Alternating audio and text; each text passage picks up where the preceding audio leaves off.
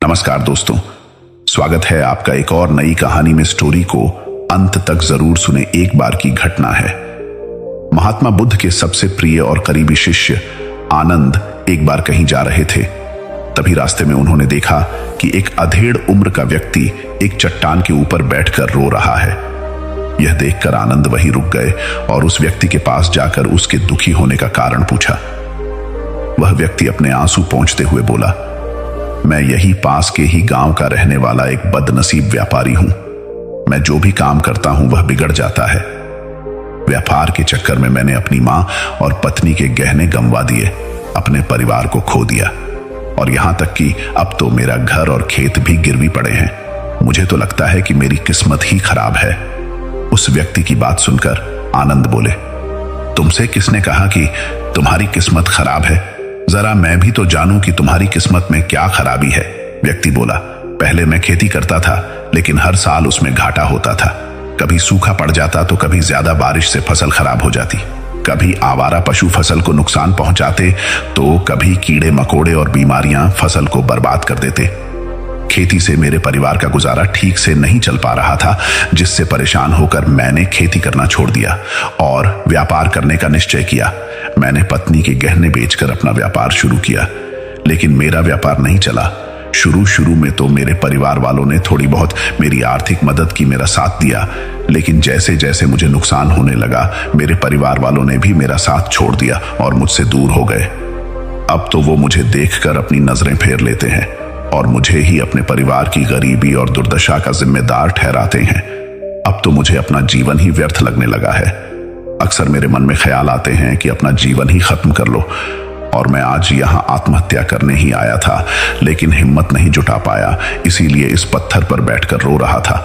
दूसरी तरफ मेरा एक मित्र है, हम दोनों ने एक ही साथ व्यापार शुरू किया था, लेकिन वो आगे बढ़ गया और मैं पीछे रह गया। मेरी इस असफलता की वजह से वो हर समय मुझे नीचा दिखाने का प्रयत्न करता रहता है और वह अक्सर मेरे घर आकर अपनी सफलता की बड़ी बड़ी बातें करता है। मेरे घर वालों को बताता है कि कैसे उसने इतनी कड़ी मेहनत करके इतना बड़ा व्यापार खड़ा कर लिया है, और वह अक्सर अपने फलते फूलते व्यापार के किस्से मुझे, मेरी पत्नी और मेरे माँ बाप को सुनाता रहता है, जिसे सुनकर मेरे घर वाले उसकी तो प्रशंसा करते हैं, लेकिन मेरी बुराई करते हैं। मुझे नकारा और कम दिमाग का कहते हैं। मेरी पत्नी और मां मुझे बात बात पर ताने मारती हैं, जिससे मुझे बहुत दुख पहुंचता है और कई बार खुद की नाकामयाबी पर क्रोध भी आता है, लेकिन मुझे समझ नहीं आ रहा कि मैं क्या करूं। यह सन भिक्षु आनंद ने पूछा, तुम्हें किस बात का दुख होता है, अपने असफल होने का या फिर मित्र के सफल होने का? सवाल सुनकर वह व्यक्ति एक पल के लिए सोच में पड़ गया, फिर बोला, अगर सच कहूं तो मुझे अपने असफल होने का उतना दुख नहीं होता जितना कि मित्र के सफल होने का होता है। भिक्षु आनंद ने अगला प्रश्न किया, अगर तुम्हारा मित्र व्यापार में असफल हो जाता और तुम सफल हो जाते तो क्या तुम खुश होते? व्यक्ति ने कहा, हां, मुझे बहुत खुशी होगी। आनंद बोले, इसका मतलब कि तुम्हारी खुशी तुम्हारे मित्र पर निर्भर करती है। अगर वह चाहे तो तुम्हें खुश कर सकता है, और अगर वह चाहे तो तुम्हें दुखी भी कर सकता है। तुम स्वयं से ना तो खुश हो सकते हो और ना ही दुखी हो सकते हो। ये जो आनंद की बातें सुनकर व्यक्ति थोड़ी देर के लिए सोच में पड़ गया और फिर बोला, आपकी बातें सुनकर मुझे कुछ असहबद रही है। तभी भिक्षु आनंद ने कहा, जब हम किसी से आशा बांध लेते हैं तो उस पर निर्भर हो जाते हैं, फिर हमारी खुशी और दुख भी उसी पर निर्भर करने लगते हैं। इसीलिए सबसे बेहतर है कि तुम स्वयं से ऐसा बांधो। जब तुम ऐसा करोगे और साथ ही पूरी मेहनत और ईमानदारी से काम करोगे तो तुम्हें सफलता अवश्य प्राप्त होगी। तुम्हें लगता है कि तुम्हारा मित्र दुखी नहीं आता है, दुखी करने आता है, पर अगर ईमानदारी से विचार करो तो वह बातें तो सच्ची ही कहता है। वह अपने संघर्ष और अनुभव की बातें बताता है। तुम उन बातों से बहुत कुछ सीख सकते हो। तुम्हें तो इसके लिए उसका धन्यवाद करना चाहिए कि तुम्हें घर बैठे इतने सारे अनुभव मिल रहे हैं। तुम उन अनुभवों का लाभ उठाओ, नई शुरुआत करो, ईमानदारी से कर्म करते जाओ, हार मत मानो, एक दिन तुम्हें सफलता जरूर मिलेगी।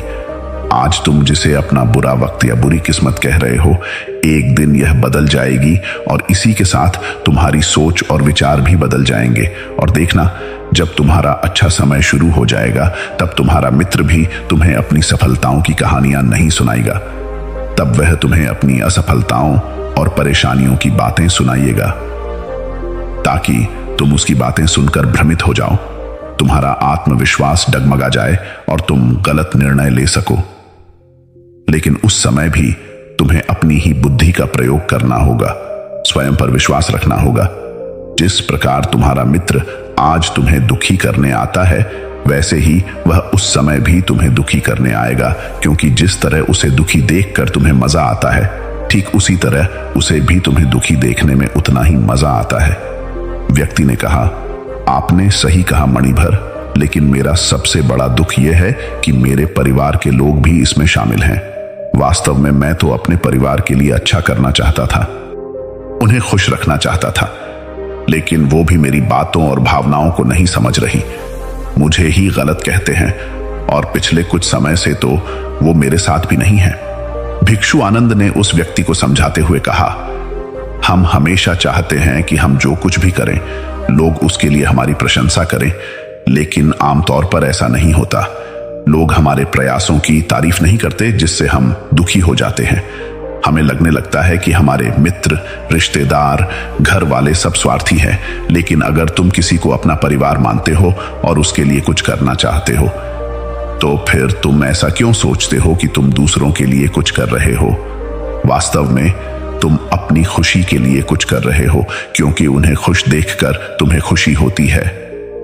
अगर ऐसा करते समय तुम मानकर चलते हो कि तुम दूसरों के लिए कुछ कर रहे हो तो तुम दुखी रहोगे, लेकिन अगर तुम्हें लगता है कि तुम स्वयं के लिए कर रहे हो तो तुम खुश रहोगे, क्योंकि जब हम स्वयं के लिए कुछ करते हैं या करना चाहते हैं तो हमें इसके लिए सांत्वना की जरूरत नहीं पड़ती।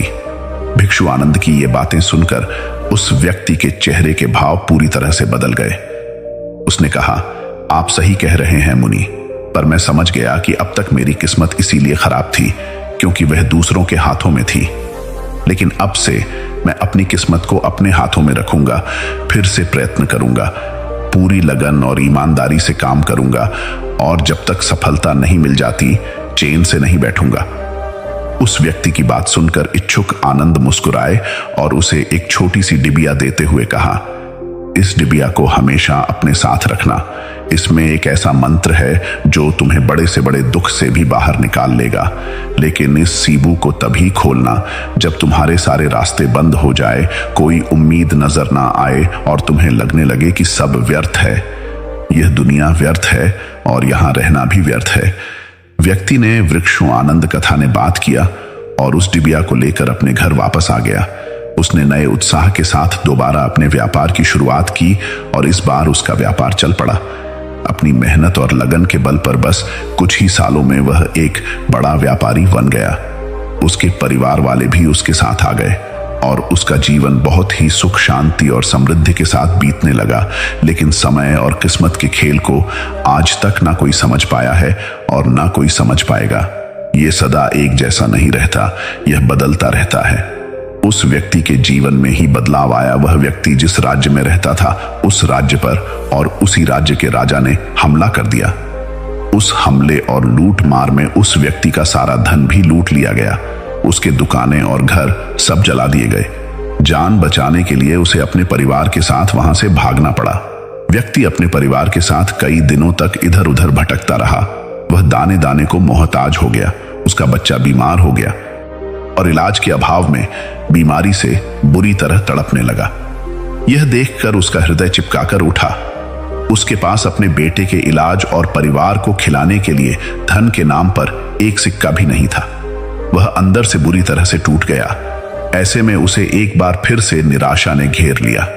उसे लगने लगा कि उसका जीवन बहर थे, सारी दुनिया बहर थे। लेकिन तभी अचानक उसे भिक्षु आनंद द्वारा दी गई डिबिया की याद आई।